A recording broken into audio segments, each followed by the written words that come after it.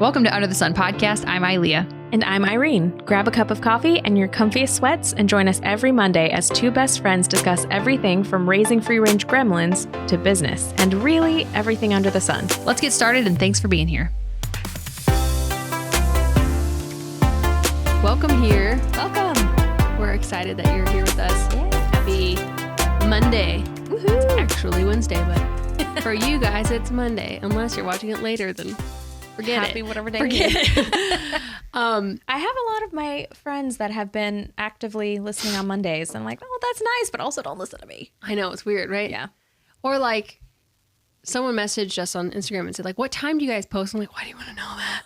Don't why do you listen to care? us, but also please listen to us. Yeah, it's weird. But so at the point that someone's listening to this, we had just released our 10th episode, which was with Amy Hernandez, the midwife. And so I don't know, we're not professionals. We are we're professionals in our own right, but we're new to podcasting together. Mm-hmm. We've only done 10 episodes together. Yeah. And when we first started, her and I, we had 69 followers on Instagram. To date, right now, because we've had a couple Instagram reels pop off, we have 5,000. Hold on. Wait, why is that? I don't want to create a channel. What does that mean? I'm so old. And right now we have 5,412 followers on Instagram. Woohoo! So That's in so 10 exciting. episodes of 10 weeks, we've gone up almost 5,500. That's amazing. 5,400 and something. Yeah. Followers, which is really exciting. And like our listenership has gone up so much on our like streams. Yeah. Even on the podcast route. So I know. That's so exciting. I know. All of our podcast listeners, most of them are Apple users. So Interesting. have you looked into those I analytics? haven't looked at that deep yet. Europe actually really likes us. Do you want to? Oh, okay. Yeah. Well, that's good because most of the people that I follow are in Europe. So tit for tat. I'm proud of us because like we're not busy individuals. Yeah. Like Irene is running a business and has 2 small children and a husband, and that enough right there is a lot. Yeah. Let alone all the other things you have going on. But it's been nice because Ilea is my best friend and it forces us to hang out. It does because we went from working together every single day since like 2013 to not for the last 4 years. And it's like, I don't feel like I need to talk to her every day to preserve our friendship, but like we want to still like make the effort to have our friendship keep going strong. And this is like a forced, if you're a mom, you probably know exactly what we're talking about. Like it's great when you can spend time together and also check something off the to-do list of like, hey, we're furthering our family's lineage or our legacy by having this podcast because we want our daughters like to hopefully maybe someday look back and listen and be like, oh, our moms were actually, trying to make a difference for other women in the world. Yeah, absolutely. So I'm proud of you. I'm proud of you too. People say that we have a really great vibe. Oh, good. I've heard that like 8 times from different people. They're That's like, you guys so nice. You guys are so natural. I'm like, basically because we're the same person. Well, and we've been friends for so long. And like, we've just been through a lot of life together. A lot of life together. And we're not afraid to laugh. And we're not afraid to just be our goofy selves. Yeah. It's great. Yeah. I'm so excited. So I'm proud of you. So that's... You too. That's something I'm excited about that we have, have a little bit of dopamine hit of new followers. So, but today we're going to talk about how to help your friend who just had a baby or a freshly postpartum mom, because we have both been postpartum. Yeah. And for me, I feel like I did not do well with Riker, like helping you because I didn't know how. Yeah. You don't know until you have been there sorry. though. You did wonderful though. You brought us food. You came over, you held the baby so I could take a shower and made sure I didn't pass out while I was still postpartum-y. I did. You did. You came over and held him once because I needed to take a shower and they didn't want me to shower. I guess you're not, I don't remember. It's only been 2 years since I had my most recent baby and I already forgot everything, but I feel like they don't want you showering alone in the house until you're like 6 weeks because you're still bleeding pretty heavily. What if you have a hemorrhage and you're just newborns in the other, I didn't. Postpartum anxiety. Your newborn's alone in the other room and you're passed out in the shower and no one's home. So you came over and held Riker so I could shower. Yeah. But like, I remember thinking everybody probably wants a piece of her right now. I'm just going to leave her alone. Yeah. But in hindsight, I mean, I think there is truth to that. Yeah. But I think. But there's a difference between like your person coming over and your great aunt coming over because they need to see the baby. They're not there to help mom. They're there to hold a baby. You just learn with like every kid. Yeah. I'm like, even with Nova, your mom was in town, so that was a little different, right? Well, she wasn't in town for Riker. No, she came in, I think, like a day or two after. Yeah. But everything's different. Every kid's different. If you've never had a kid, then all of a sudden you have a kid. And if you've never had two, then now all of a sudden you have two. So it's just different if you're not in that phase of life. But yeah, there are some things that we found that were either helpful or we wish we would have had. Yeah. What do you got? I got, my number one thing is for people to bring a meal, and like, doesn't mean don't expect to like come in and eat the meal with the freshly postpartum mom and new baby and dad. Just like leave it on the door, ring the doorbell. Don't ring the doorbell. Like text the dad to go and grab it. Or if like while mom's eating, or whatever, you can offer to hold the baby, but like maybe she's not ready to let the baby be away from her, but do a chore. Like I had one friend that was like, I just did the dishes real quick. And I was like, awesome. Great. Yeah. Thanks for that. Yeah. I have one to piggyback off of that, and it was offer an Instacart grocery order or a door drop off from you. And then I added on there, you do not need to see the baby right away unless you're directly invited in. Amen. So yes, you can get them groceries if you don't want to pay Instacart's inflated fees, but you be Instacart, drop them off, knock on the door gently, and hey, there's groceries, bye. Yep. And then if they say come in, great. But if they don't say come in, don't get offended and just drop them and go. Yeah, because really we need to like get our ego out of the way, that it's not about us. It's about literally the only bond that matters in that scenario is mom and dad, mom and baby, and then mom, baby, dad. Yeah. And I think a lot of people are like, oh, but I want to bond with the baby. It's like, no, it's not how it's going to go. Yeah. I don't know if I've mentioned this on the podcast, but we didn't have visitors over. It's different because you were there and with the birth. Did you hold her right after? I held her, because you and I have pictures of you and both of my babies and me and your baby. I want to see that picture. I don't think I've ever seen it. I'll find it. I think I sent, you were still freshly postpartum, but I sent a like collage of it to the group with a little fourth spot, like, there's a fourth spot for me to have number 3. Like a little, but I'll have to find that. But yeah, so I don't remember that at all. You were maybe getting looked at. Yeah. That was, I think that's different though. Yeah. So, we didn't have visitors over for almost a week. And I think next time we might even do maybe even 2 weeks. I don't know. Cause, I was just so, you don't know what type of mom you're going to be. Like usually it's either you're, like, hold the baby. I'm going to go take a shower. I'm going to go do this, like you kind of, you have that high of, you're able to do stuff again. For me, I was like, no, like I want to soak in all of this and hold my baby as much as I can and focus on our bonding and our breastfeeding journey and all that stuff. So, and mine was different birth to birth. With the first, I think we had grandmas come in soon, and then aunts and uncles came a couple days after. But with the second, I was fine. It's a weird process. Like I wanted to be alone with the first because I didn't know what to experience. Yeah. And then with the second, I felt like I had a good bond with her, but I was okay. I already had I don't know. You just split love. It doesn't like, I don't know, what do they say? Multiplies or whatever, but like I still bonded with her, but I felt like used to divvying up attention at that point. So I was more okay after. I think I still wanted like 2 or 3 days, but after that I was okay if someone held her while I did something. And then I was even telling Jake, I was like, I wouldn't even care if both of our moms were at my birth the next round because that's interesting. Like I've been there, I've done that, and I've like, I don't know. I progressed differently with each baby. Yeah. But like didn't have anyone except for you and Jacob at my first, had my mom at the second, would be fine having your mom with the third. Confidence is what it is. Like I've done this before. I know what to look for. I know the signs of like, something's off. I don't feel team, scared. like we've talked about before. Yeah. I don't feel like fearful that someone's gonna, I don't know, hold the baby too long and I'm gonna panic. I don't know. It's weird. Yeah. Postpartum is weird. Whether it's your first kid or your 17th, but it's weird. That tip my next tip kind of goes along with what you were saying is offer to hold a baby while mom showers, but be okay if she's not ready to let you hold the new babe. So, and don't ask the newly postpartum mom to get you anything. I had someone ask me for a cup of coffee. I cannot. And I said no. Good. I was like, no, I'm holding my new baby. Yeah. Thanks. Why are you even here? That's crazy. Another one I have is bring the older kid, if they have an older kid, a new quiet toy. That's something I didn't even think of, and I have an older kid. And offer to watch them or play with them outside. Yeah. Because we're not anywhere close to having a second kid, but I'm like, I want to make sure Leo doesn't feel like neglected. Yeah. And I think I did that with Riker. I think I got him a toy. I don't remember. You probably did. I'm pretty sure I got him a toy. I was in the bubble.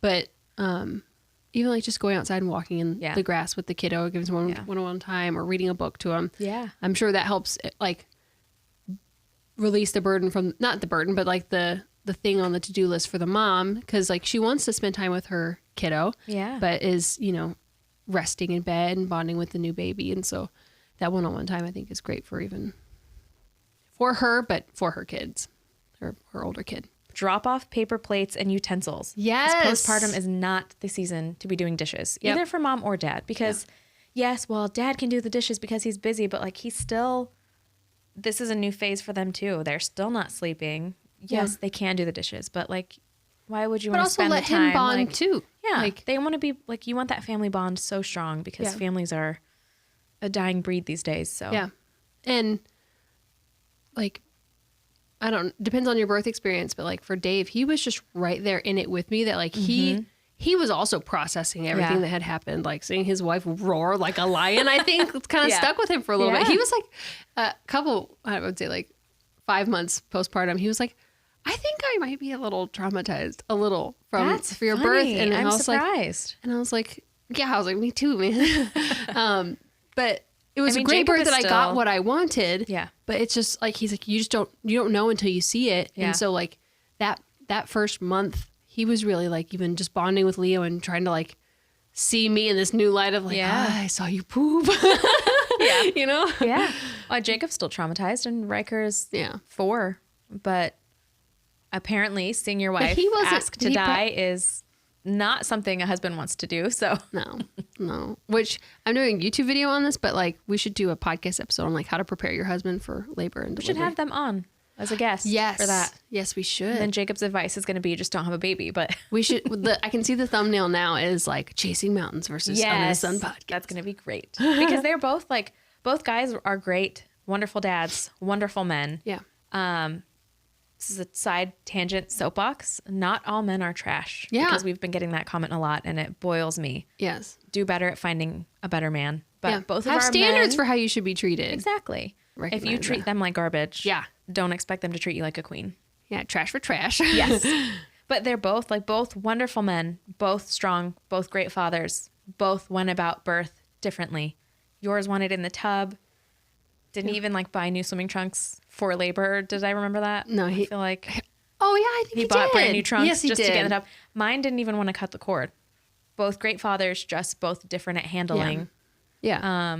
Also, which I mentioned in the last podcast, smashing my finger in the door, and it was Dave over there, like covered in my blood, not even flinching. So I was laughing. But really? If the apocalypse happens, Dave and I are in charge of medical, and Jake's in charge of shelter, and you're in charge of food. Like gardening, and herbal herbs, tinctures, not. But Dave and I are in charge of sutures. But we're like in the sink. He's like full on in there washing the wound out because I was rinsing it at first, and then my pain tolerance, as I've said before, is really high. Don't get woozy unless I'm near bread. But like even I was like, that took me a minute. I was like, what? Yes. Okay. But even I was like, okay. I was like, Dave, I'm not going to pass out, but I'm a little lightheaded. I need to just put my head down. So I just like lean my head down. And the next thing I know, Dave's washing my finger in the water. Like super Dave. sweet. But like and Jacob has helped cows birth their calves and helped breech cows birth. But he's like, I've been there. I've done that. I love you. I'll be at your head supporting you any way I can. I just don't want to be on the business end. So all that to say, that'll be an interesting way of talking postpartum. Yeah, I think it would be great. This is just a random tip. This actually has nothing to do with, it's postpartum, but the recliner I bought postpartum I should not have bought that one because it doesn't have a handle to like pull the legs down. It requires your strength. And you don't And when know. you just push something out of your vagina, and for me, I tore and it was bad. Yeah. It wasn't bad. It was like a secondary tear, but like, yeah, you don't have the strength to bend your knees like that and to push a chair down. So like, I would always get stuck. Like I was like, so like I'd like lay there like with Leo, and she'd be like crying, and I'd need to sit up, and I couldn't sit up because I couldn't push the legs down. We didn't have a rocking chair. Well, that is postpartum. That fits. Yeah. I feel like, well, we didn't have one, so we borrowed one from your mom and dad, and it was a wooden rocker, and didn't think anything of it. Whatever, it rocks. It'll be great. With the back labor from Riker, my tailbone was so bruised. So between the back labor and the hemorrhoids, like, it didn't matter. I was uncomfortable sitting on a soft surface, but like something about the way the rocker was positioned, like you can't like change the inclination of a rocker, and it just like my tailbone and my lower back were. So I guess that's a postpartum tip. Make sure mom has a comfortable chair. Yeah. We got the one. And don't get out of bed for like a week. Yeah. What is it? I'm going to butcher this. It's like 2 days. Your grandma said it once. 2 days around the bed. 2 days. 2 weeks around the bed. 2 weeks around the home. 2 weeks around the neighborhood. Is it something like that?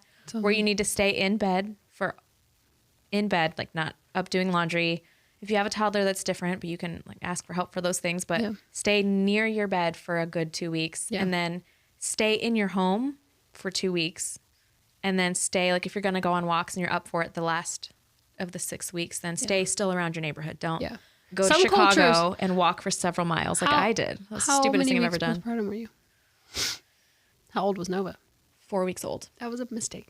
And I had overconfidence, like I've done this before. And then that was a mistake because it prolonged my postpartum recovery quite a bit. Yeah. Well, and your body tells you when you've done too much. So like I stopped bleeding like 2 weeks, maybe even a week. Yeah. After having her. And every time I would like overexert myself, the bleeding would start right back up again. And like your body tells you when it needs to rest and it's done too much. But listen to it because my body said stop walking in Chicago, and I'm too stubborn. So I was like, you're not going to tell me what to do. I'll be fine. And then as I was in pain, I muscled through it. But don't do that. Don't do that. Just stay home. I believe the phrase is 2 weeks around the bed, 2 weeks around the home, 2 weeks around the neighborhood. That is, I mean, that's when did I consciously do that? I don't know. But like, that's basically what I did. Yeah. Another thing on the groceries and on the meals, don't text mom.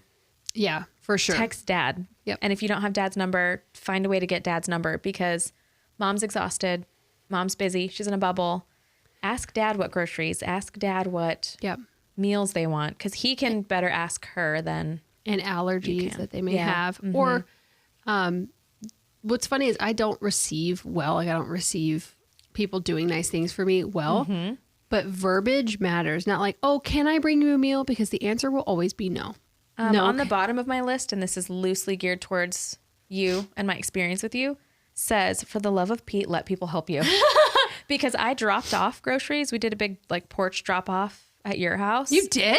I don't even remember that. And then Dave Venmo'd me 30 minutes later. And I was like, let me do nice things for you. I don't remember But that's you and Dave both. Yeah. You guys are just kind people. But also let people do nice things for you. It's hard. It's something I'm working on. Because I find such joy in doing nice things for other people and not expecting like, I don't like if the role was reversed, I would never expect you to Venmo me. I'd be like, no, let me be nice. let me be nice to you. Right. But verbiage for me was key of like, can we drop off a meal? Because then I would always say, no, we're good. Like Dave can make something or whatever. Say like, I'm going to drop off a meal. What day works best for you and what time? And that way it's like, okay, all right. I can't control these people. Guess they're going to have to help me. And then like, and then internally the mom's like, thank God I need food. Yeah. That reminds me kind of, I wrote down one that says, think about the love languages. So if you can find out prior to baby, like I think mom in a very vulnerable state will maybe accept more based on what it is. Like I have another note on here that says like, just periodically send them a text saying that you're thinking about them, praying for them, tell them they're a great mom. Like they don't know what they're doing. You're sad, you're scared, you're happy. You don't know, your emotions are all over. Like it's nice to just see a text saying like, hey, good job, mom. I'm so proud of you. And that's a lot. But if someone's love language is words, you can like write them a nice card telling them how great they did. And if it's physical touch, like maybe they want you to like, I don't know, rub their back if it hurts or brush their hair for them if they're too tired to do it themselves. Or also, just a side note, if you're a person who's gifting something to a freshly postpartum mom, do not expect a thank you note. Yeah. Because they're exhausted. We also got asked, like, oh, so-and-so's waiting for a thank you note. And I'm like, I just had a baby. I have a 4-week-old. Yeah. And I'm not. Yeah. Like, I don't know. To me, thank you notes are kind of, they're like a great extra gesture. Yes. But like, to me, they're not really necessary anymore.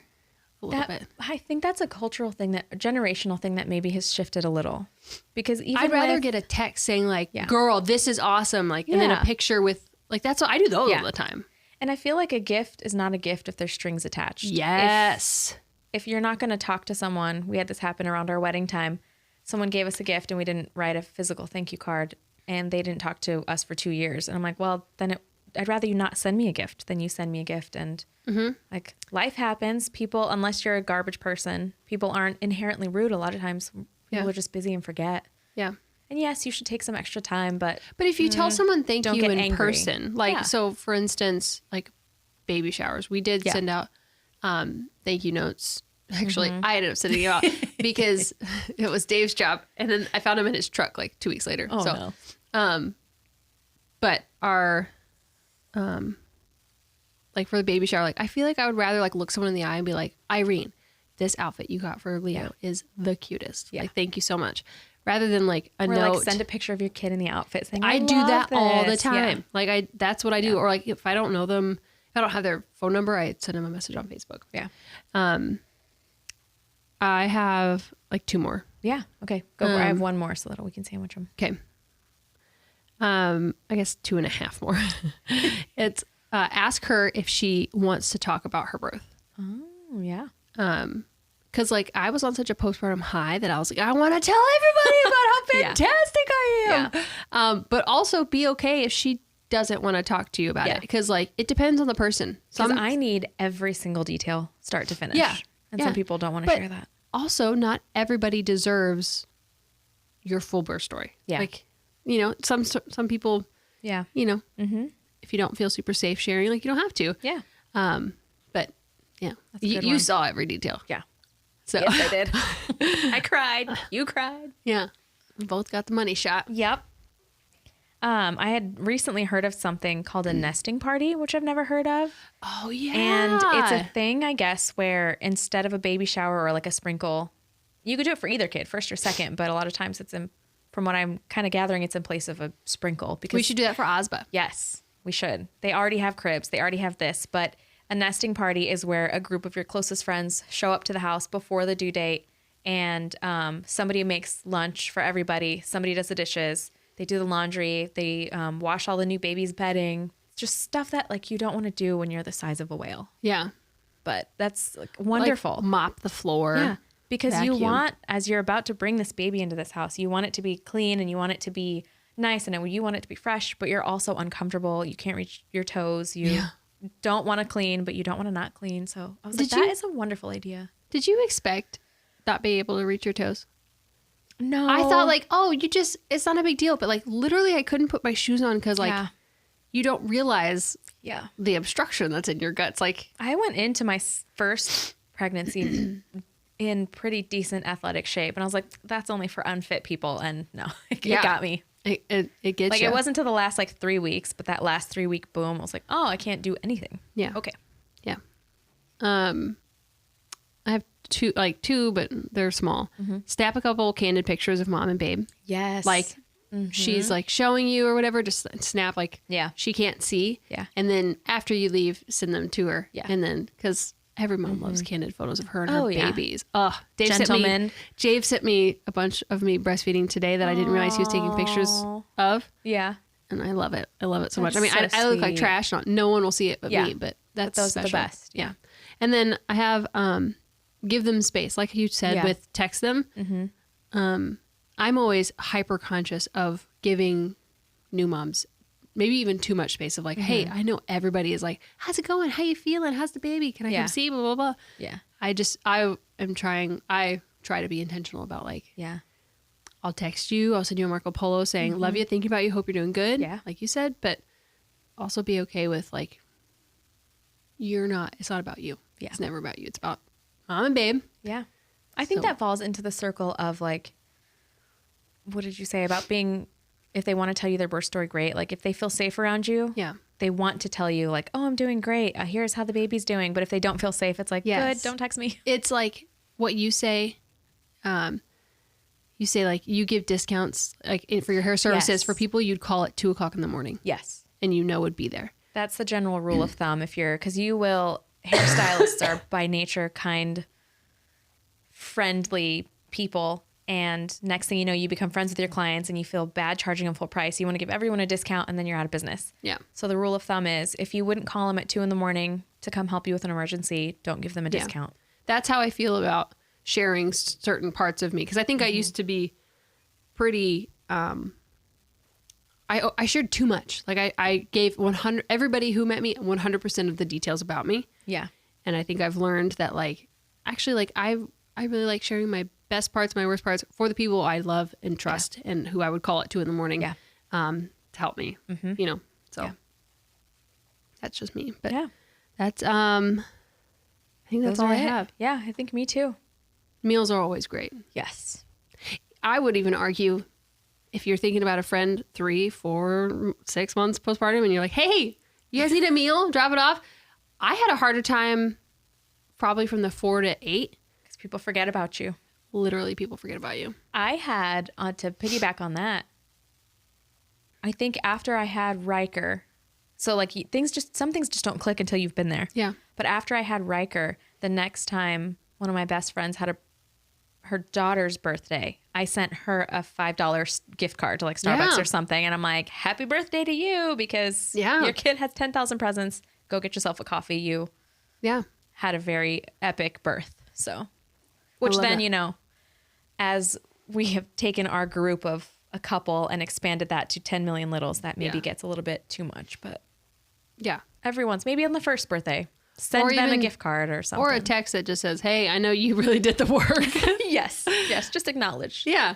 Well, and in hindsight, that's what I regret about our wedding is like, I should have honored mom more. Cause like, I mean, dad got to preach the wedding and walk me down the aisle. I'm like, mom should have walked me down the aisle too. Like, damn, like you really don't. Nobody cares about the mom. You don't realize how, it's so easy as a teenage girl to be like, ugh, mom, until you are a mom. Yeah. And then I'm like, oh, I get, like my mom used to call me.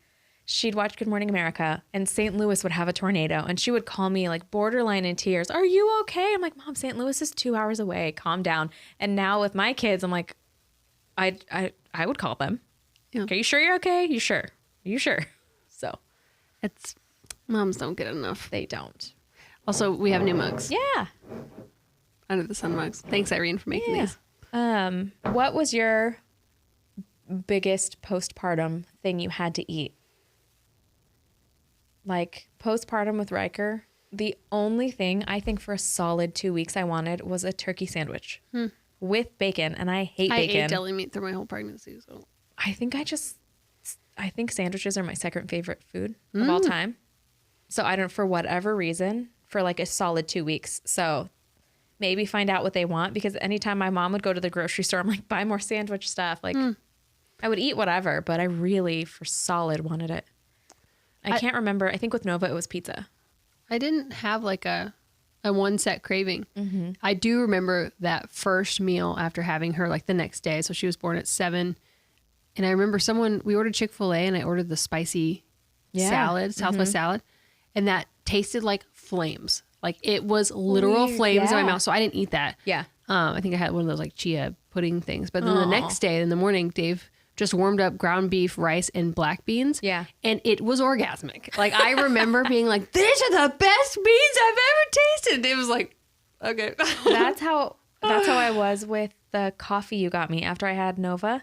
You had gone through Starbucks, and coffee was repulsive the whole pregnancy. And then you brought me a salted caramel cream cold brew. And, like, I have never tasted such a good coffee in my life. And I still order that.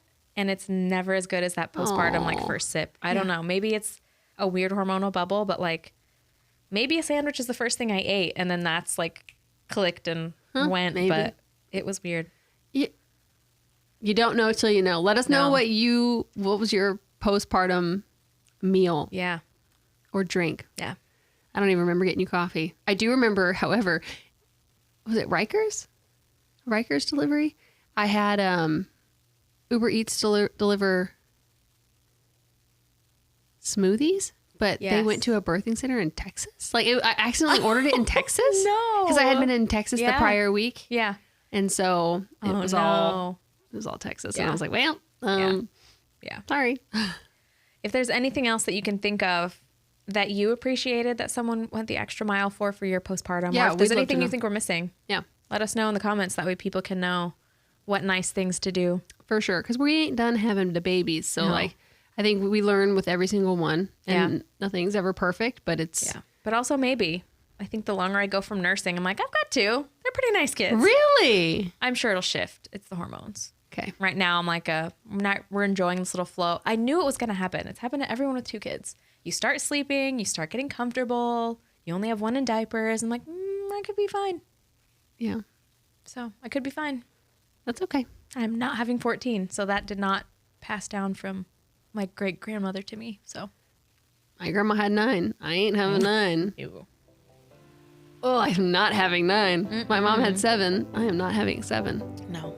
I am grateful because I am the 7th. So if she didn't, I would not be here. But yeah. So tell us what you think, and we are grateful that you're here. Yeah. And we're probably riding horses in Wyoming right now as you're listening to this.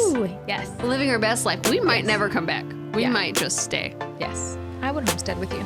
Thanks. We should do it. Okay, bye, y'all. Yes, bye. Thanks for being with us today. Follow us on Instagram at @underthesun_podcast. We'd love to meet you. Please help us out by subscribing on YouTube and leaving a review on Spotify or Apple Podcasts. We'll see you next time. Please remember this information is made available to you for informational and educational purposes only. It is in no way a substitute for medical advice.